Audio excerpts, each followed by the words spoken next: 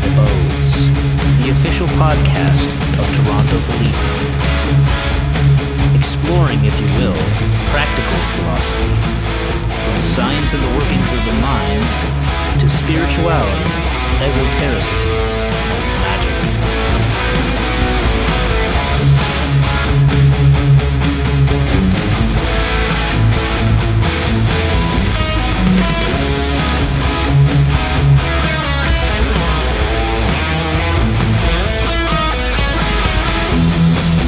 Stooping down, dipping my wings, I came into the darkly splendid abodes. Karma is commonly described as the results of one's actions in one form or another, and often gets thought of as a cosmic justice system. But how is it seen from a Thelemic perspective? And how can the concept inform one's pursuit to know and to do the true will? This workshop explores how one can know who they are, and how to decide one's future.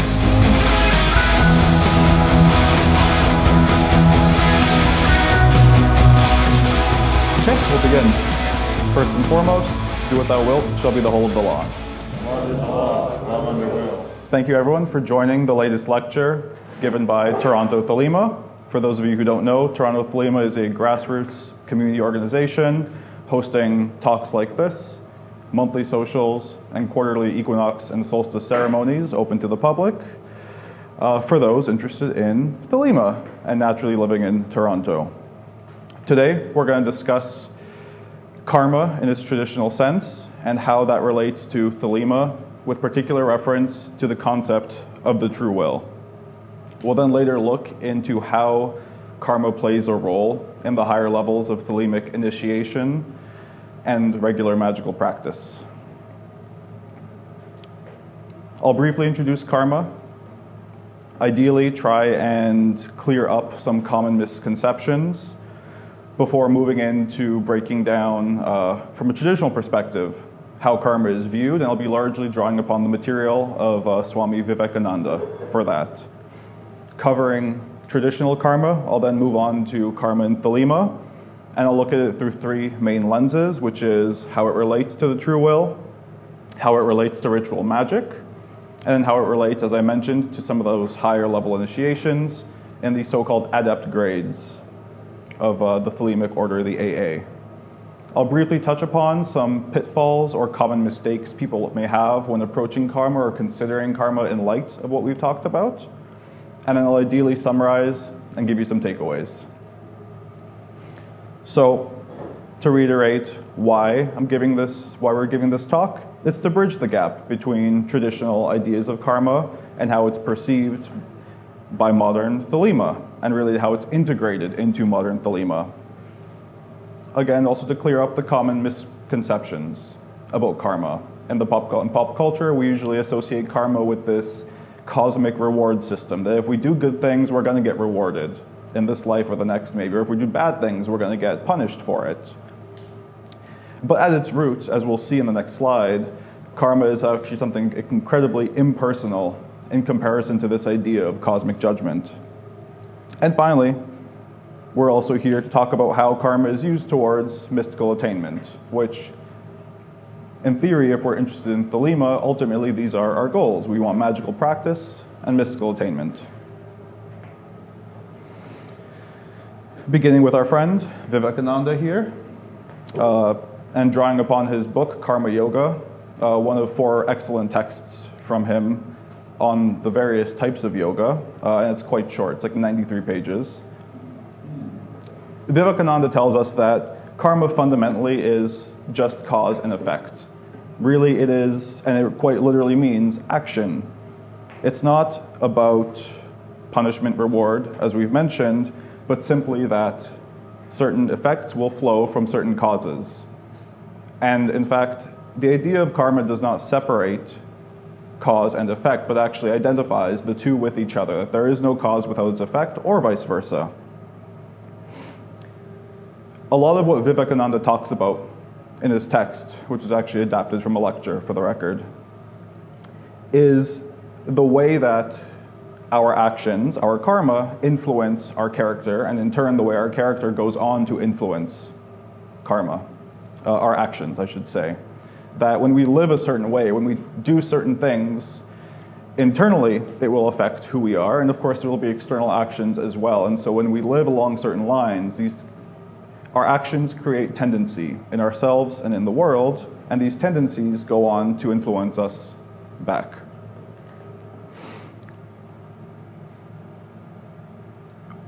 One of the things that we try and take away from the traditional perspective on karma is this idea of responsibility. Now, we know it's not punishment and reward, but when we understand, quite obviously, which I think all of us understand, that our actions have consequences, we are responsible for all those consequences. And the analysis into one's own karma, which is to say the things that we do, the things that have been done to us as well, we can judge where we would like to end up, particularly with reference to magical practice, mystical attainment, or just simply being a better person. Karma in and of itself is not a value judgment. Vivekananda speaks quite lengthily about good karma and bad karma, but from his perspective, the good karma is not simply doing a nice thing for somebody. And in fact, the point from his perspective of doing good things which are good is not even for the sake of benefiting others, but ultimately to contribute to our own attainment, to help us approach liberation. And the way by which we do that, from his perspective, is working for work's sake. It is working for its own sake, and thus the quote, as we'll see, that I placed at the beginning of this slide, for pure will and assuaged of purpose, without delivered from lust of result, is in every way perfect. That we're going to see a consistent theme of working for its own sake, and that is going to be critical in how we connect the traditional views on karma into Thelema and Thelemic practice. The good karma, from Vivekananda's perspective, is that which brings us towards non-attachment, because starting off as a regular person, even if we know in the ideals we don't attach to our work, because once we become free of attachments, we may then liberate.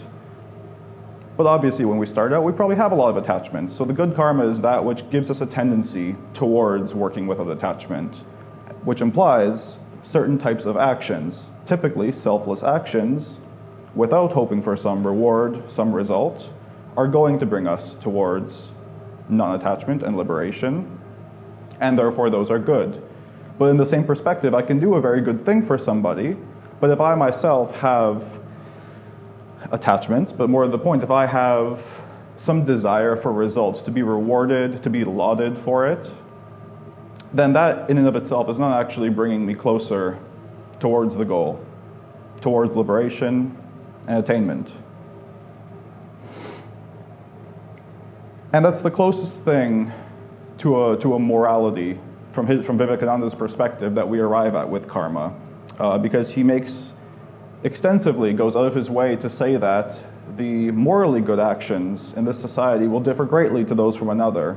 The rules and the ways in which we have to be in certain places and certain times will differ, and yet it is the things which lead us to non-attachment and lead us to liberation that we may say those are the good karma. And shifting now to Thelema,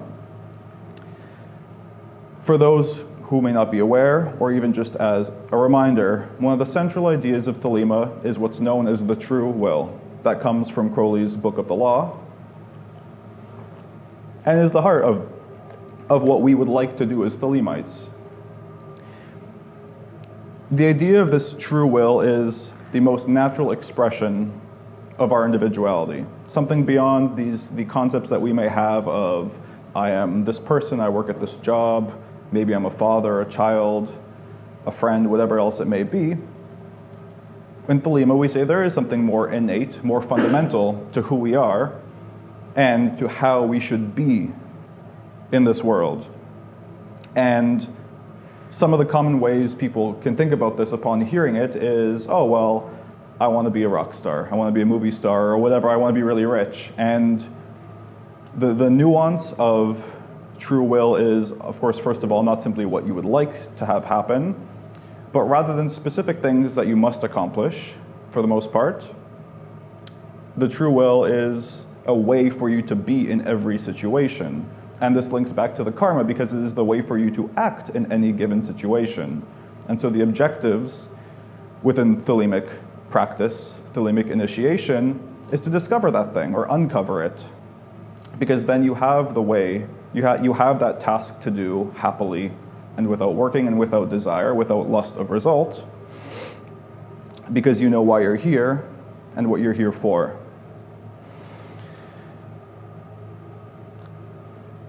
Karma yoga bridges this idea, or really the true will bridges karma yoga to Thelema because it gives us that objective. Similarly, before one is, let's say, non-attached in the world, before one knows their true will, we can approximate our true will as helping us uncover it, doing the work necessary to discover who we are and why we're here. From the perspective of the karma yogi, as Vivekananda would call it then, the Thelemic karma yogi is the one doing actions to bring themselves towards initiation, to bring themselves towards attaining to the true will. Following that knowledge, all you have to do then is do your true will.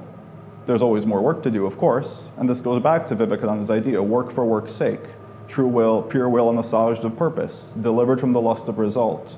You're working because that is what you are here for. Every second, until the day we die, we'll be doing work. We will be doing actions which impact ourselves and impact others. And from the Thelemic perspective, the most right thing to be doing, the most right way to be, is in accordance with the true will. And so first we work to uncover that thing, and that in a sense is our good karma. And then we work to simply do it and be the way we have to be and fill our role in the world.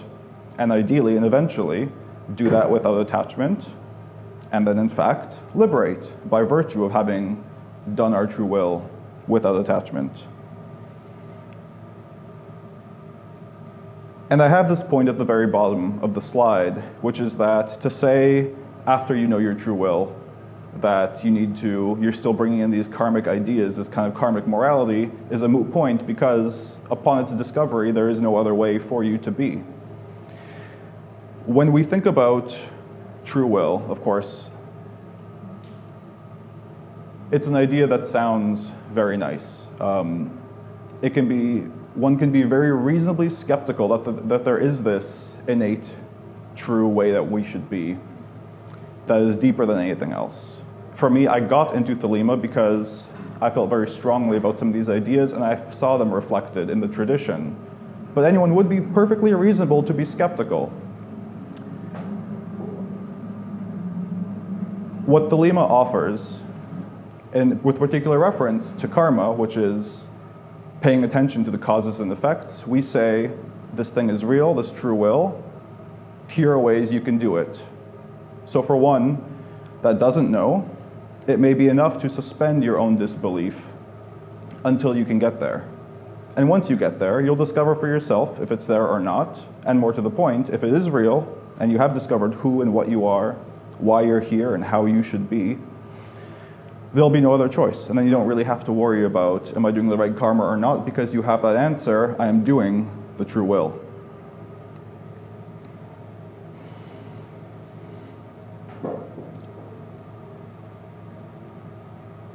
Now, Vivekananda, of course, does not talk about true will, doesn't talk about Crowley or Thelema. Instead, he pitches it that while we're struggling to get to the point of non-attachment, because we're all people and presumably it takes practice to not attach to your work, Vivekananda suggests we dedicate all of our work to God.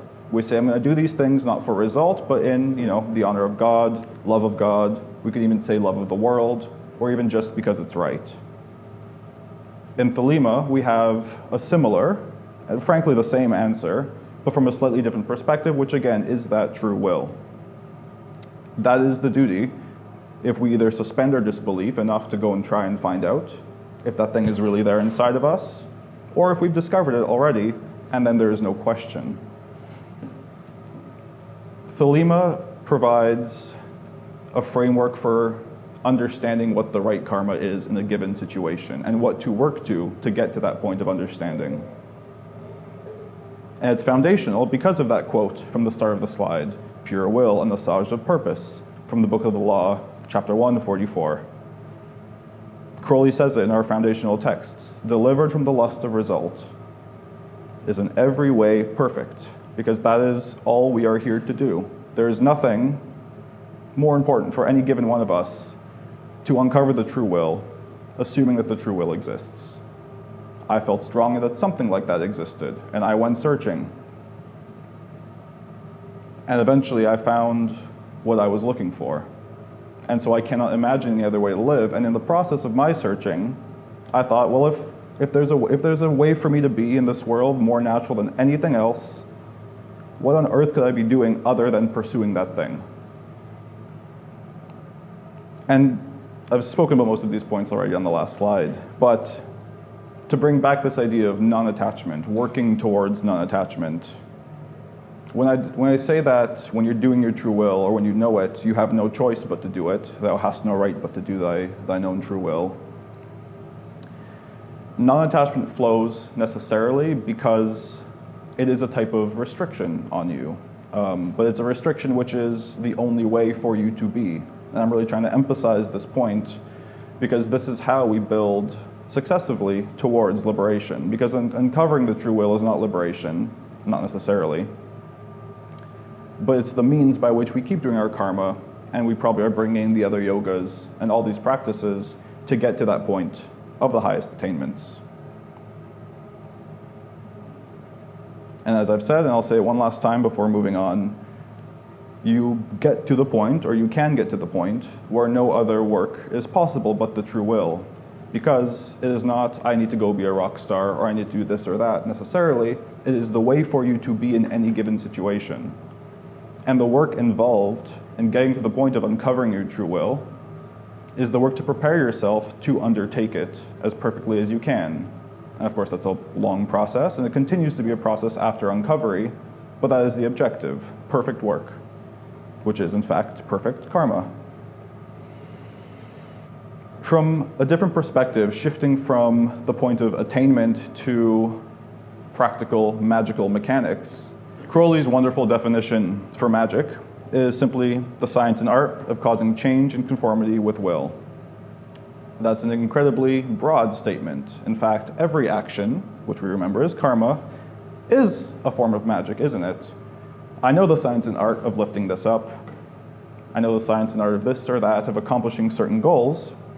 And all of these things are karma. When we perform a ritual, when we develop a ritual, we are simply assessing what actions, what causes need to be in place to achieve certain effects.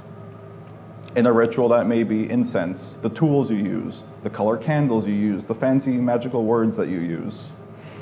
All these are the karma that we use to achieve whatever the objective is of that ritual. Now, the magical part is that we say we can do things in a ritual to accomplish things outside of the temple space. That's maybe the crazy part, and that's the thing for anyone to go and discover for their own, if that is possible. But Magick says, in fact, we can do certain actions and expect certain outcomes to come from it. This is the core of Crowley's scientific Illuminism, that we use the method of science, we assess, and are constantly judging our actions and the outcomes to achieve, ideally, the aims of religion, liberation, union with God, whatever you would like to call that. And if we view ritual, and any type of magic really, as a deliberate karma, what logically flows is this idea of harmony that Crowley talks about in Magic in Theory and Practice, which is that when we're designing a ritual, in fact, magic is not so arbitrary. There is subjectivity, and there's often an art to designing ritual and to practicing, but we say certain outcomes, certain ingredients will yield certain results. And so we may actually find that using these colors, using these words and these incenses and these tools produces a better result. Again, that's the science part that is up to all of you to practice and discover, but it fits perfectly and naturally with the ideas of karma, because we are doing the karma of the ritual to achieve the objective that we want to. And in order to do ritual without the lust of result, without attaching, one of the perspectives I like to take is to not differentiate between the ritual and the outcome. that by doing the ritual, that is the outcome. Now, of course, practice and testing will show if that's the case for you or always the case. But we can apply the same type of science even when we fail, because we can go back and ask what went wrong. Was something out of harmony? Were there other forces getting in the way? Was I getting in the way? And the experimentation is, again, there for you to discover and find for yourself. And all we say is, these things are in fact possible, and you can apply rigorous methods to try it and test it for yourself. Shifting now to a less discussed component of karma is in some of the higher initiations of Crowley's order, the AA. Karma features very heavily in what they call the adept grades. The adept grades are the point at which one has discovered their true will, that big thing I was talking about. So you've accomplished that. You've hit the first major stepping stone to knowing yourself, and in fact you now know yourself, or part of yourself, and you know who you are and why you're here. We call that person an adept. The three grades at which one is called an adept are sometimes called the ethical triad. And this is a slightly different type of ethic or ethics than we'd usually associate. Usually when we think of ethics, I think, not stealing people's money at work or whatever it may be, treating people ethically. And the definition is actually not so different, but what the adept does, particularly with reference to the true will, is build a set of ethics around their way of life. They are building the ethics to do the things which produce good karma, that lead to non-attachment, that lead to liberation, and they're doing practices to cut out the things which get in the way in order to approach that idea of perfect action. And how do they do that? By looking at themselves. We'll see in two examples of two of the grades the ways in which the adept, or any individual, may assess themselves and assess the world, to track that karma, to look at the causes and effects, and then of course to track the karma to get to the objective of liberation. What causes do I need? What actions must I take to continue on this path, to become non-attached, and then to liberate? With that also comes mastery of practical magic, because aside from these lofty ideas, which are the right goals, the best goals, which is to attain and liberate and all these nice things, if you can track an objective like that, then you can similarly, fairly easily accomplish more or less anything you would like to with magic. Maybe still with experimentation. There are limits and we're all human. But all of the things we learned about ritual magic just a moment ago are exemplified and ultimately mastered within the adept period. The second of the three adept grades, I skipped the first, is called Adeptus Major, the major adept. Among the major adept's tasks is to obtain a general mastery of practical magic. And we say although without comprehension, because practically we know I can use these ingredients to bake this cake, so to speak, but they may not understand necessarily how it all works, how it all connects, and more to the point, these are lesser operations of magic, which is to say that they're not that great goal of liberation. These are the mundane magical things that we do on the daily. And the truth is, I don't have the quote here, but Crowley in some of his texts warns the Adeptus Majors that though they have mastered magic, or though they're at the pinnacle of their own magical power up until that point, they may still actually not know what the right thing is with respect to others. He gives a wonderful example of an Adeptus Major wanting to go and heal someone who he knows is sick. And we would think, again, isn't that great karma? You're doing something selfless. And on its face, it is. It is a great thing to want for somebody. But what the Adeptus Major doesn't understand, so Crowley says, compared to the next grade, is that it may not be their right, your right, to interfere and heal someone. Perhaps their karma has led them to that for some reason, and there is something for them to initiate through. Unfortunate and difficult, but the true will is yours to do for yourself, and each and every other person has the same obligation to uncover their own, and to deal with their own karma so that they may too liberate. From that perspective, you're doing no one a favor by getting in the way of that process. Another important component of the Adeptus Major grade with respect to karma is the idea of the wheel, one of the tarot cards. The Adeptus Major comprehends and knows how to use the revolutions of the wheel. In Hindu theology, these are the three gunas, tamas, rajas, and sattva. Tamas is the inertia that we all face. Rajas is our action, our fiery interest, which can turn into obsession if too much, but can also be the way in which we get work. And then sattva, the final one, is the equilibrium of the two. It is steady work, calm work, serene work, and balance. Both Crowley, suggested by the wheel, and Vivekananda agree that all of these things are constantly in flux in ourselves and in others. Some rule us more so. Some of us lean towards inertia, depression. Others lean towards perhaps obsession, work, and effort. And maybe there's some people so blessed that they're always in sattva and they're always in equilibrium. And I'd like to meet some of them. But all these revolve, so to speak. They change. We each have all of them present in every situation. Any group also has it present. So how does the Adeptus Major, or how can any of us contemplate the gunas? In ourselves, maybe it's obvious. Today I'm feeling down, I'm tired, I don't want to leave the house. There's a lot of tamas. We might choose to introduce some rajas into our own lives to say, what can stir me right now? Although it's important to remember, because all these three have a place, there is a time and a place for you to be in that tamasic state, for you to be sleeping and tired. If you want to do good work tomorrow, you're going to go to sleep today to get rest. If you want to have equilibrium, you need to do enough work to put everything in its place. With external things, with groups, or even broader aspects of our lives, it may be difficult, but you can apply the same principles to your career. Am I in that Raja state of my career? Am I working hard, focused, or am I feeling a little lazy? Or am I feeling stuck, worse off? Or perhaps, the better of the two, maybe after you put in all that work to change and to get to a place, maybe you're just there to enjoy it and steadily work in sattva. We can apply all this analysis to any component of our lives, to our relationships with others, group settings, but ultimately, we tie these ideas back to karma, to the true will, and our objective, which the obligation of every single person is, in fact, to discover their true will, and then to perform it.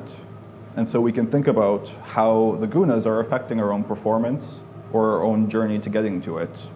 And if we are ruled by them, if I'm stuck in tamas and I can't get out, or if I'm stuck in rajas and I'm obsessed with something and I can't break out of it, ideally, by this stage, one masters these things, and in fact, I should say, it is the task of this grade to master it. And I show you these grades not to say, here's this thing where you have to work a bunch of years to get here. All these principles apply to each and every one of us. We can already begin doing this analysis. And you don't necessarily need a big organization or a set of initiations to start doing this work, and certainly not to liberate. Each and every one of us has the power and the right and the obligation to uncover our true will, whether we do it with an order, with a group, whether we even call it Thelema. If you search far enough, it will be there, and it will tell you what you have to do, and it will lead you to the ultimate goal of liberation. Moving on, maybe to something a bit more tantalizing. The following grade, so-called Adeptus Exemptus, or the Exempt Adept, one of their practices is a book called Liber Thisarb. This is one of Crowley's texts. Liber just means book, and that is Crowley's past life regression. Vivekananda similarly discusses past lives. He concludes that there must be past lives to explain karma that cannot be explained by our current incarnations. I leave it up to you to explore past lives on your own, to explore your karma on your own, and answer whether or not just this life is enough to explain who you are and where you are. But at this stage in one's career in the context of AA, one is bidden to do this, and they're warned that they should understand exactly who they are and where they came from through many past lives, because the step after this is basically attempting to liberate. And you may find that if you have not sufficiently uncovered the parts of yourself or not sufficiently understood, and these are Crowley's warnings for the record, if you have not understood the causes and effects of your life and of all the lives that have brought you to the point where you're saying, I'm going to take the leap into what we call the abyss, but into attempting basically to liberate, then you don't necessarily know where your karma is going to shoot you. And that's why Crowley warns, we decide upon the critical adventure of our order. You can't remain in this grade, the exempt adept, because the karma of working these grades, the karma of any of us striving for self-knowledge, striving for liberation, is pushing us towards that point of liberation. And with enough effort and work, we get to the point where we don't just get to stay anymore. Eventually, every one of us in this life or the next will have to make that leap. And certainly if we are here already talking about these things, attempting these things, then we're already pushing in that direction.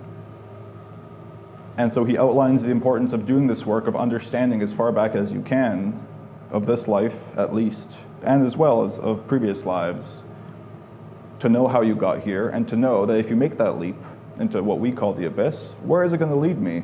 Have I dealt with every part of myself sufficiently that I'm not going to get trapped in this space? Do I know how to identify what's going on around me? Because within the context of Thelema, upon taking that leap, you're suddenly going to be in a very different situation than you were before. You will be subject to your karma and to forces, so the theory says, that you may have been able to avoid up until that point. And these things are not so important for the sake of this talk, but this is why we have these warnings and why we're doing our best from the beginning, before AA, before Thelema, outside of Thelema, in our lives, to understand our karma, and to utilize our understanding to have a way of living, to work towards certain goals, and whatever that we find to be true or not true in our lives and in our practices. And a few more quotes from Liber Thisarb. We see Crowley again emphasizing the importance. It is of such importance to the exempt adept, we cannot overrate it. Let him nowise plunge into the abyss until he's accomplished this, the past life regression, to his most perfect satisfaction. And so this is the warning I was talking about, because for in the abyss, no effort is anywise possible.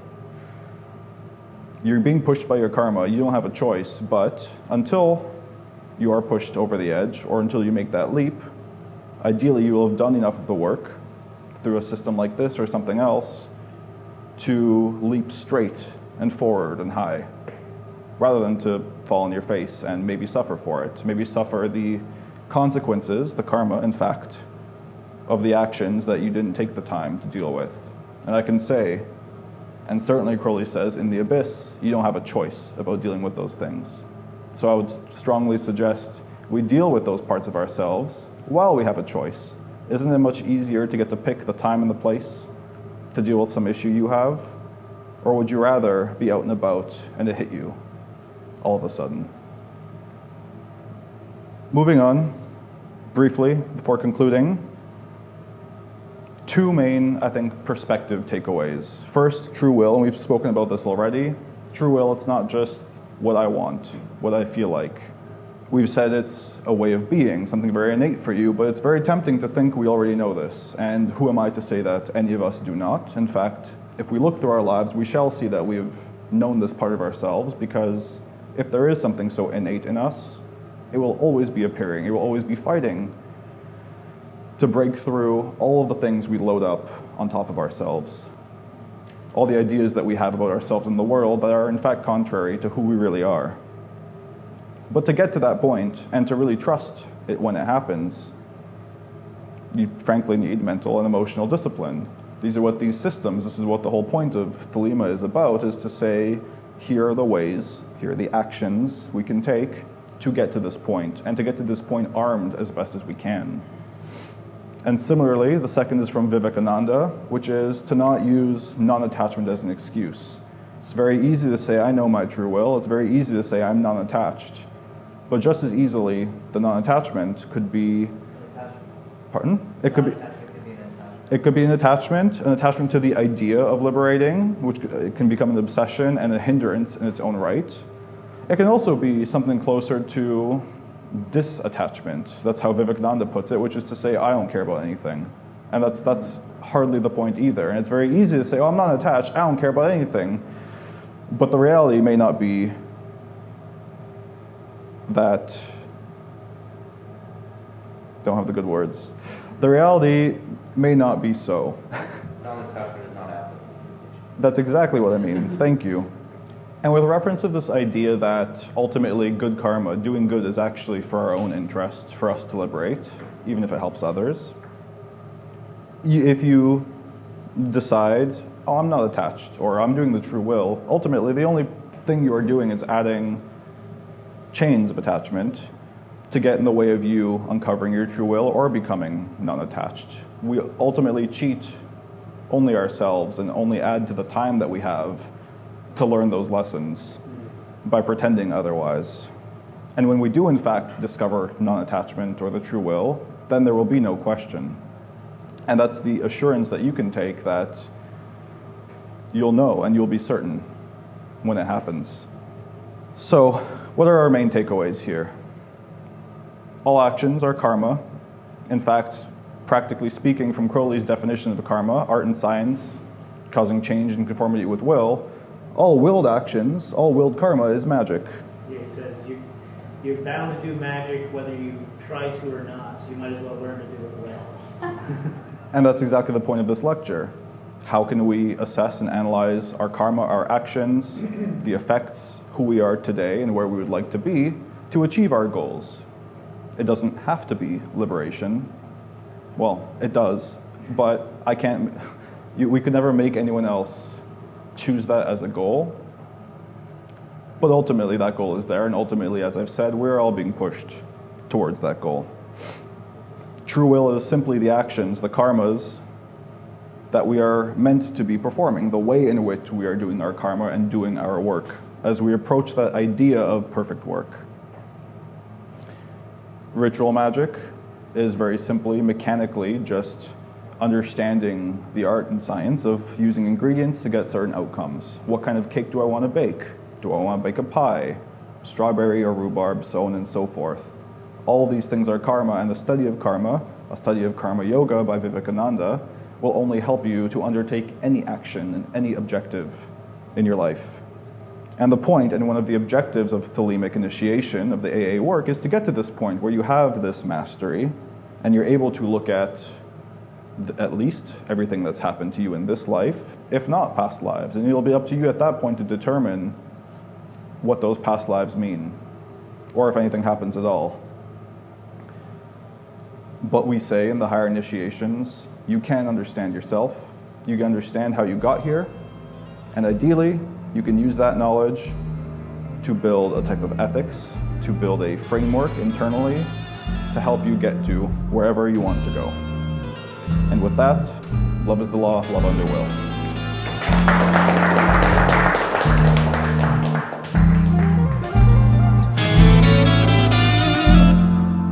Thanks for listening.